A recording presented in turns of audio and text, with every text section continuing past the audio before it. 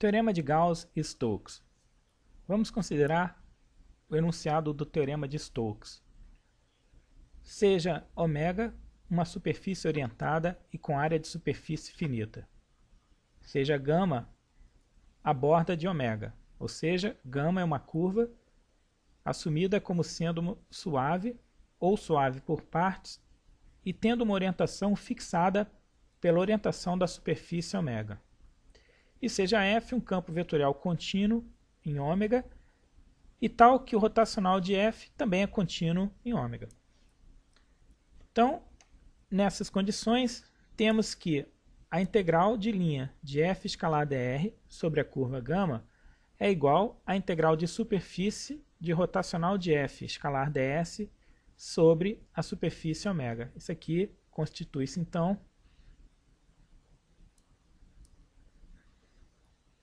o Teorema de Stokes. É preciso fazer aqui algumas considerações. Em que sentido a orientação da superfície ω induz uma orientação na curva γ? Isso é feito da seguinte forma.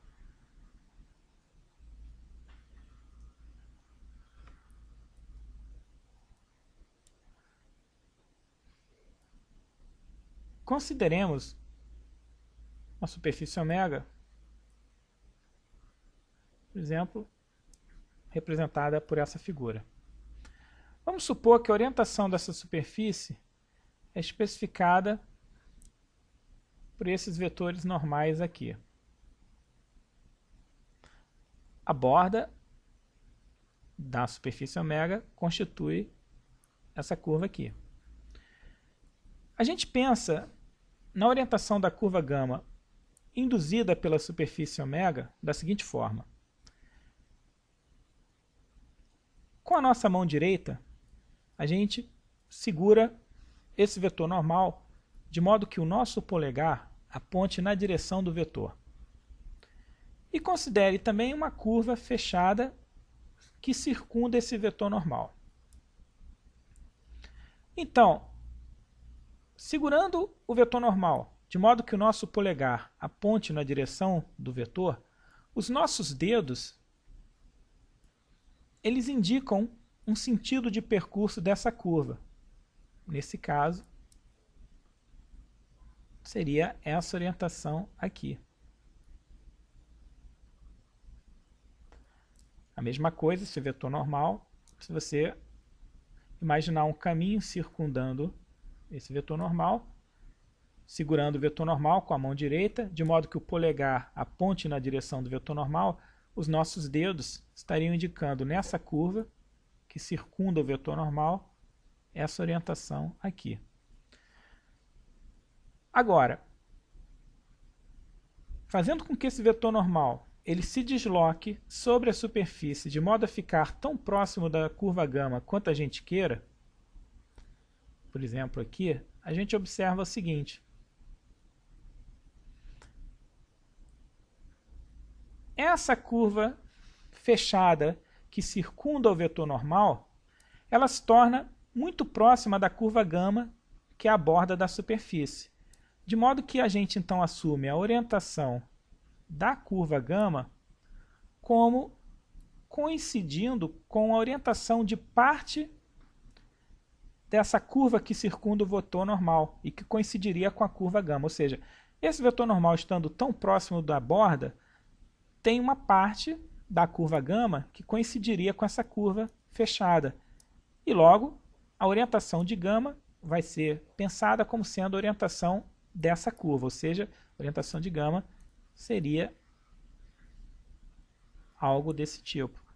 E aí você, fazendo isso para vários pontos, você acaba descobrindo que a orientação da borda teria esse aspecto aqui. Um outro exemplo, por exemplo, a gente pode pegar essa superfície aqui.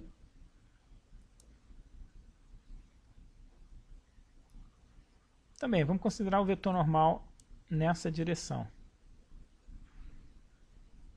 Quando a gente especifica a orientação de uma superfície, a gente sempre pensa num vetor normal variando continuamente sobre a superfície. Então, mais uma vez, você considera aqui uma curva fechada circundando o vetor normal. Segurando o vetor normal com a mão direita, sendo que o polegar aponta na direção do vetor, nesse caso, os nossos dedos definiriam uma orientação para essa curva fechada, tendo esse aspecto aqui. Esse vetor normal estando próximo da borda, a orientação da borda, nesse caso, seria algo aqui.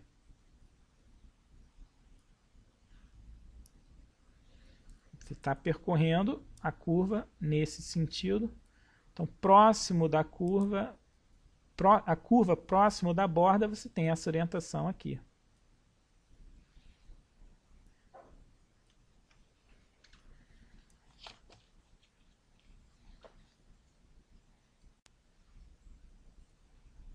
Uma outra observação. Ao utilizar o teorema de Stokes, a gente viu que nas condições do teorema, dado uma superfície ômega que tenha gama como sendo borda, a integral de linha de f escalada r sobre a curva gama era igual à integral de superfície rotacional de f escalar ts. Bom, fica claro que na aplicação do teorema de Stokes, se gama é a borda de uma superfície ômega, essa curva gama é fechada. Então, em geral, né, para lembrar disso, é costume denotar a integral de linha escrevendo o símbolo assim. Esse círculo para indicar que a curva gama é fechada. Obviamente, não é obrigado a usar esse tipo de notação, mas fica registrado que esse símbolo integral com esse círculo é só para enfatizar que gama é uma curva fechada. Consideremos então um exemplo de aplicabilidade do teorema de Stokes. Então, calcule a integral de linha de f escalada r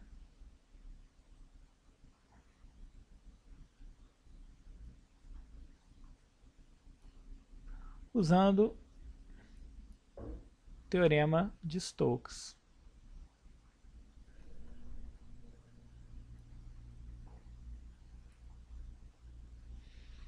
Aqui, f vai ser o campo vetorial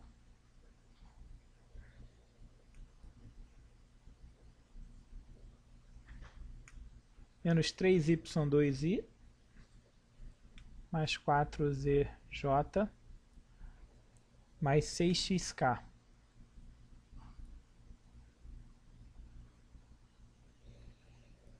E gama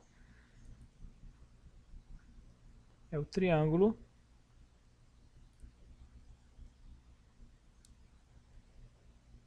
com vértices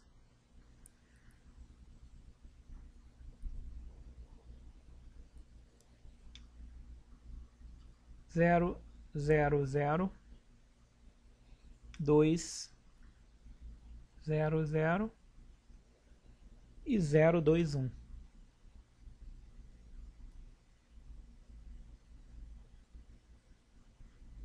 A orientação também tem que ser dada.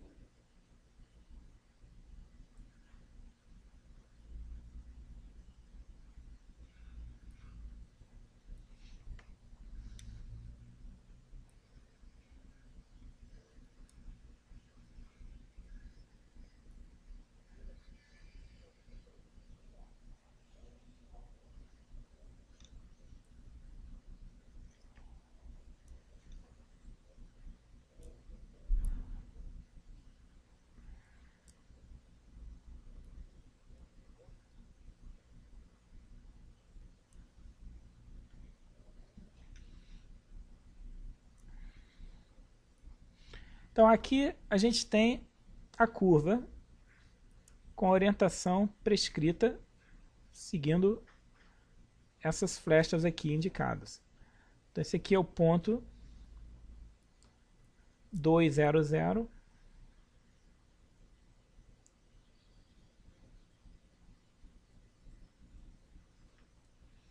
Aqui 021.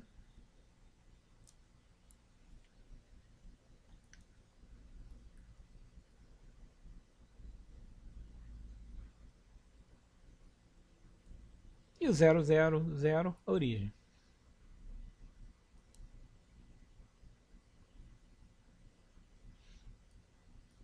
Ou seja, queremos resolver essa integral de linha usando o teorema de Stokes. Então a gente, na verdade, vai transformar a integral de linha numa integral de superfície. Primeira coisa que a gente tem então que fazer aqui, calcular o rotacional de f, depois a gente vai obter o ds. Aqui a gente tem que saber a orientação. Ora, nós vemos o seguinte: a orientação dessa superfície ômega, cuja borda é especificada nessa figura, ela tem que ser tal que o vetor normal tem que induzir essa orientação prescrita aqui. Então você vê que o vetor normal tem que estar nessa direção. Por quê? Porque usando a convenção, você com a sua mão direita segura o vetor normal com o polegar apontando na direção. E os seus dedos vão indicar a orientação da curva. Então, por exemplo, aqui o desenho ficou um pouco reduzido, mas vamos fazer aqui de novo um pouco maior.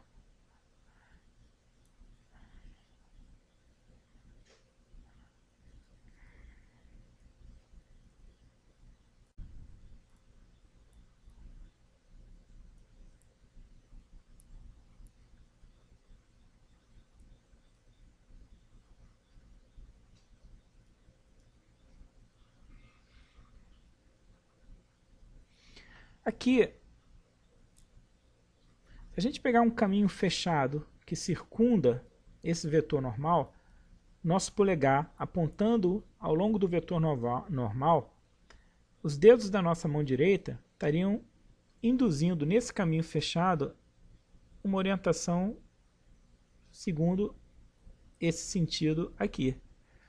Então, próximo da borda, a orientação dessa curva fechada vai coincidir com a orientação da borda. Então ele me daria isso que está aqui.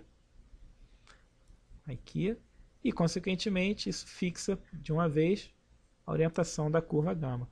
Então, a orientação da curva gama especificada coincide com o vetor normal, tendo esse aspecto mostrado na figura.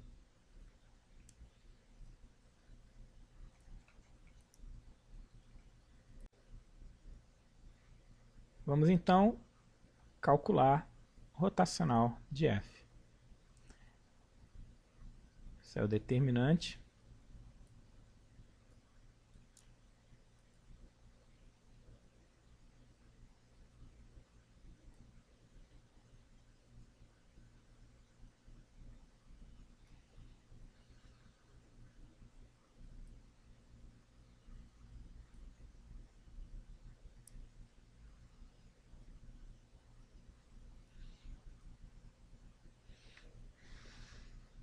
Determinante dessa disposição que está aqui, né? Então você tem I, então dy derivada de 6x menos dz derivada 4z. Depois você tem esse elemento j, ele ocupa a posição 1, 2, então teria menos 1 elevado a 1 mais 2, daria 3, ou seja, vai ter um sinal negativo, menos j. Você agora calcula o determinante do menor, obtido eliminando essa coluna e essa linha. Então seria dx atuando em 6x,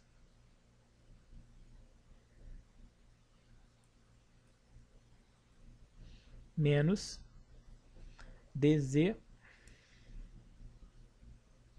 atuando em menos 3y2. Finalmente, esse último elemento ele é de ordem 1, 3. Então, dá menos 1 elevado a 1 mais 3, que dá mais 1. Então, fica positivo o sinal. K.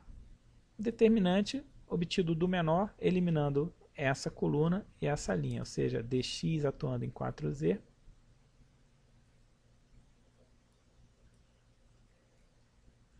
Menos dy atuando em menos 3y2.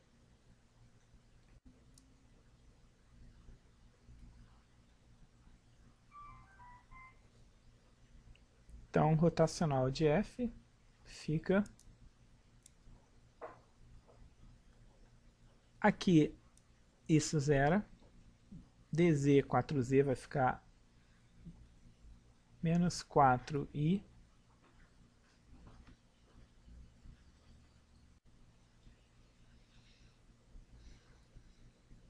esse termo não dá contribuição, menos 6 J.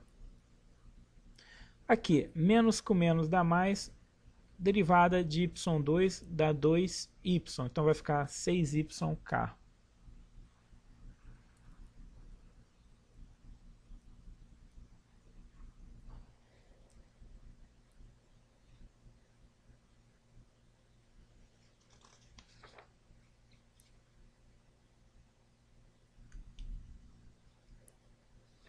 Então, isso é a expressão do rotacional de F. Agora, vamos analisar o ds.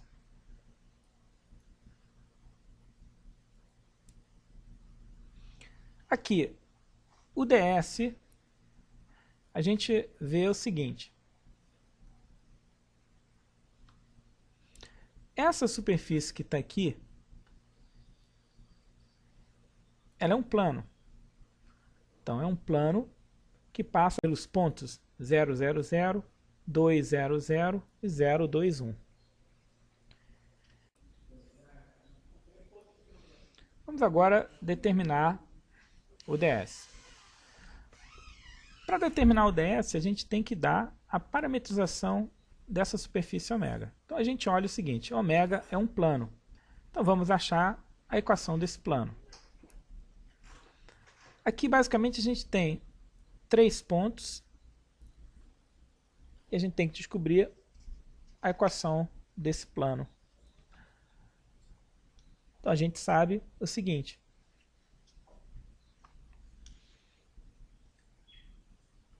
A equação de um plano, a gente pode escrever como ax mais by mais cz mais d igual a zero, onde a, b e c são as componentes do vetor normal ao plano. O d, se o plano passa pela origem, esse d ele é zero. Nesse caso, a gente vê que o plano passa pela origem, então a gente já pode colocar d como sendo zero. A equação desse plano, então, é algo do tipo ax mais by mais cz igual a zero. Então, vamos achar a, b e c. A, b e c definem as componentes de um vetor normal ao plano. Como é que a gente acha esse vetor normal? A gente pode pegar dois vetores no plano e fazer o produto vetorial. Então, aqui a gente tem o vetor u, que eu vou considerar como sendo vetor tendo 0, 0, 0 como origem, extremidade 2, 0, 0. Então, esse vetor u tem componentes 2, 0 e 0. O vetor v eu vou considerar como vetor tendo origem 0, 0, 0, extremidade 0, 2, 1. Então, v é o vetor de componentes 0, 2 e 1. Aqui só fazendo o desenho mais uma vez, agora representando esses vetores U e V, né?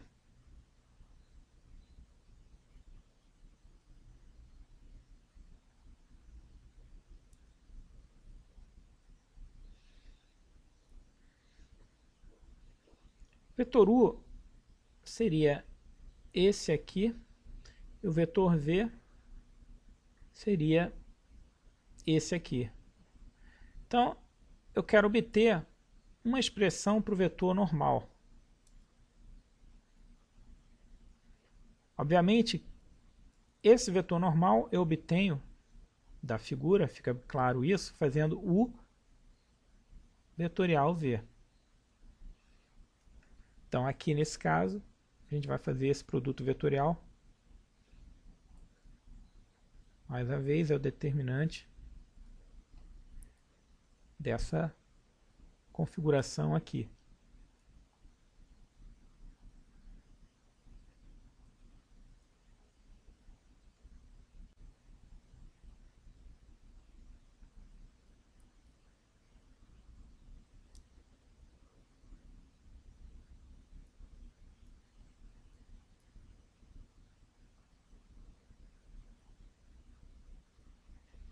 Ou seja, o vetor n ele é um vetor de componentes 0, menos 2 e 4.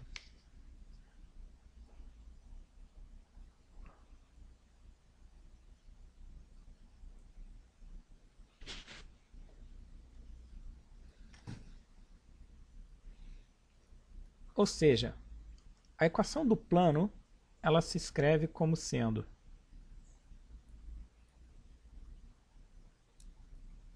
a gente viu ax mais by mais cz igual a 0. O a é 0, o b é menos 2, então fica menos 2y mais 4z igual a 0. Ou seja, posso escrever também menos y mais 2z igual a 0. Então, esse plano representado aqui, ele tem essa equação, menos y mais 2z igual a 0. Ou seja, eu posso parametrizar essa superfície escrevendo-a como sendo o conjunto dos pontos x, y, z em R3.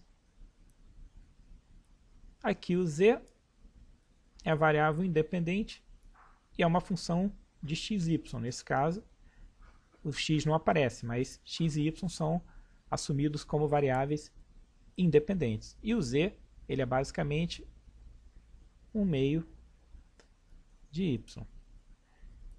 X e y são os parâmetros. X e y vão pertencer a uma região D em R2, que depois a gente vai descobrir quem é.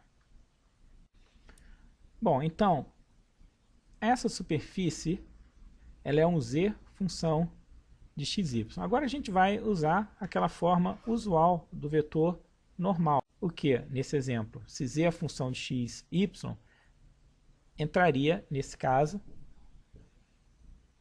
menos dz dx menos dz dy e 1.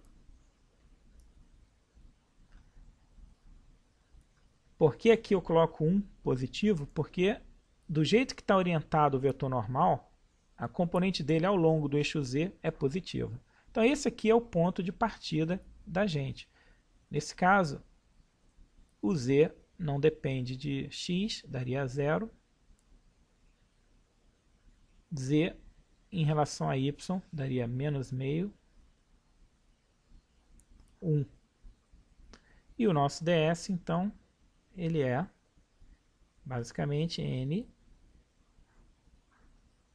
dx dy, ou seja,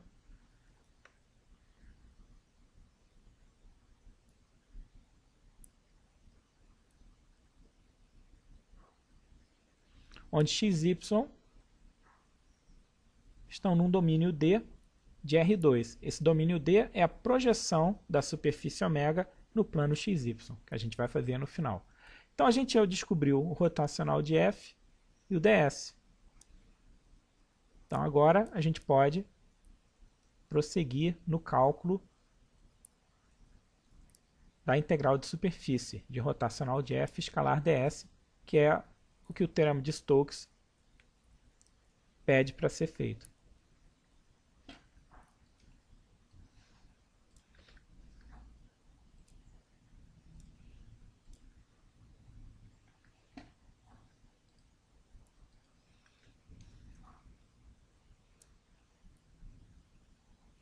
Então a gente tem que calcular a integral de linha.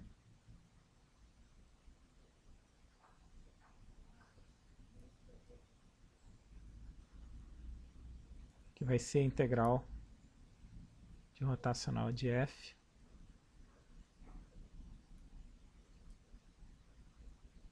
escalar ds sobre a superfície ômega. Ou seja, rotacional de F é esse vetor menos 4, menos 6, 6y. Vou deixar nessa notação aqui, em termos de vetor menos 4, menos 6, 6y, escalar com esse vetor de componente 0, menos meio, 1.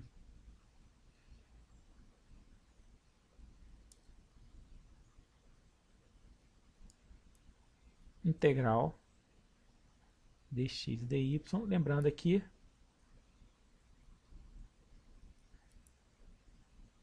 que essa integral dupla é feita numa região D de R2, que é onde x e y estão definidos. Vou escrever isso assim, d de x, y. Então, menos 4 vezes 0, aqui vai ficar menos 6 vezes menos meio dá 3, mais 6y. Então, a gente chega nessa integral dupla aqui.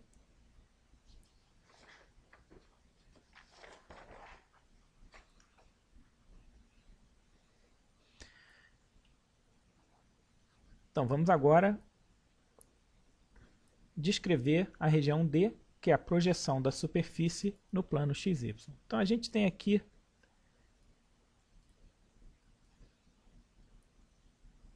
lembrando que esse ponto aqui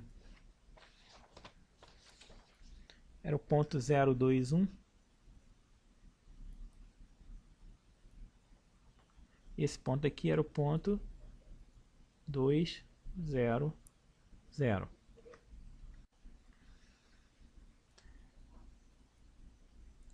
Esse plano, quando a gente projeta no plano XY, olhando de cima, a gente teria o seguinte aspecto. Está aqui o X,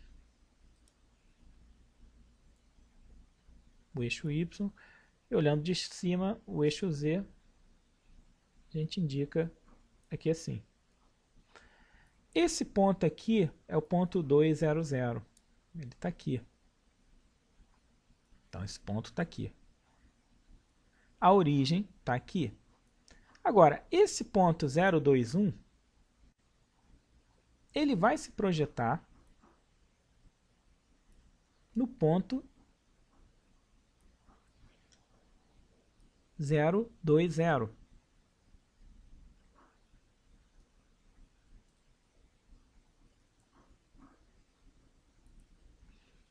Que o desenho não está muito bem feito. A projeção desse plano me daria essa região D aqui.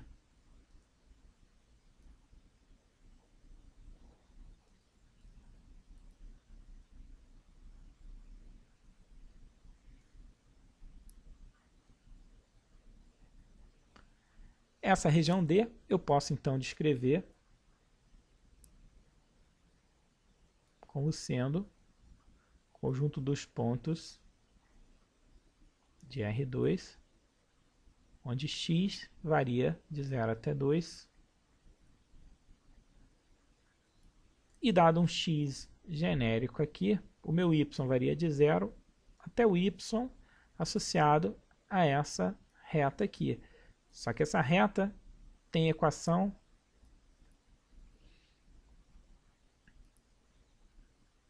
x mais y igual a 2.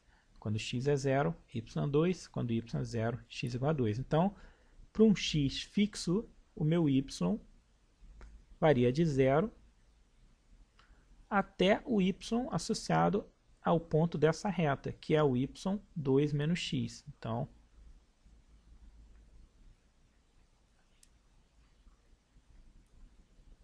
ou seja, voltando aqui na integral dupla, a gente primeiro faz a integral em y e, por fim, a integral em x.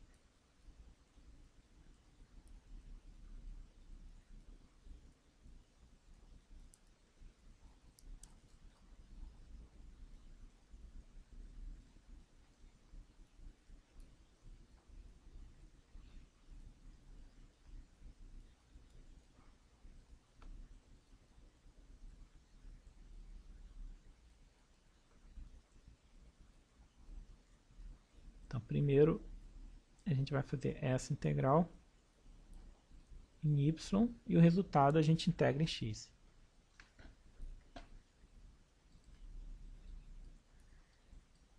Continuando aqui, então a gente tem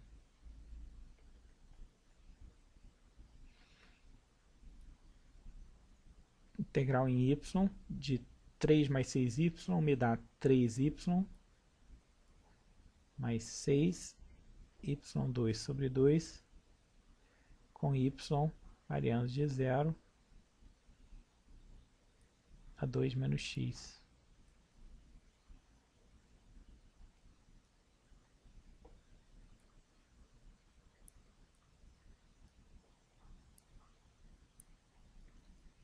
Então vai ficar 3, 2 menos x.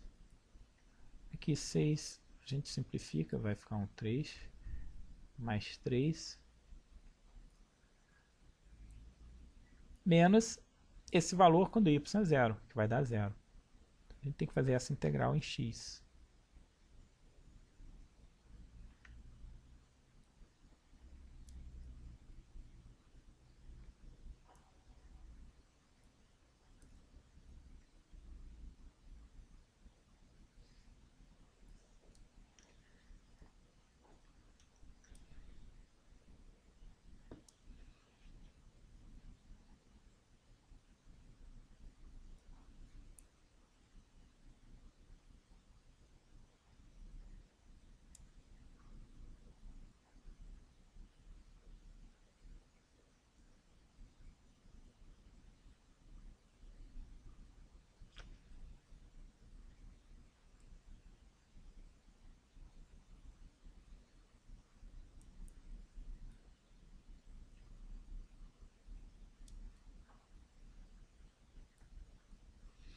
Aqui 3, aqui é um 4, dá 12x menos 12x.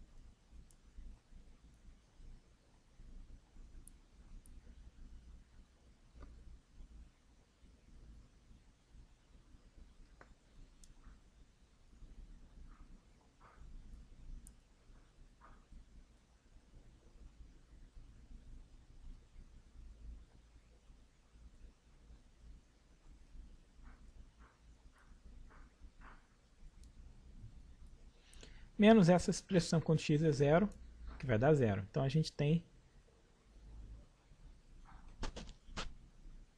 36, aqui dá 2 vezes 15 menos 30, mais 8.